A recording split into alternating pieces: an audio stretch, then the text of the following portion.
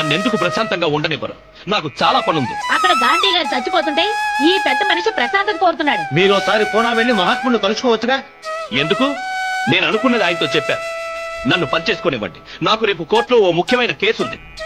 గాంధీ గారి ప్రాణాల కంటే నీకు సంపాదనే ముఖ్యమైపోయిందా? మేడం ఫెరిన్ అండ్ మిస్టర్ థక్కర్, మీరేం మాట్లాడుతున్నారో మీకు తెలియడం లేదు. మీ నాయకుడు రోజు గడవడం కోసం దిగులు పడాల్సిన అవసరం లేదు. కానీ నేను పని చేయకపోతే నేను నా కుటుంబంతో సహా పస్తులు. దయ్యుంచి నన్ను వదిలేయండి.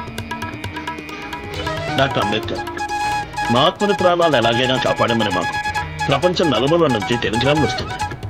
మహాత్ముని ప్రాణాలు కాపాడాల్సిందే, కానీ మమ్మల్ని ఎందుకు నిర్బంధిస్తారు? గాంధీజీ ప్రాణాన్ని మా వాళ్ళ కోరికలకి పరంగా ఎందుకు పెట్టాలి?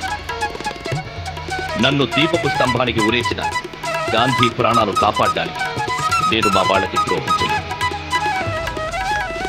ఆయన నిరాహార దీక్షలో 1 వారం వాయిదా వేస్తామని గాంధీని కోరడం మంచిది. అప్పుడు ఈ సమస్యకు పరిష్కారం.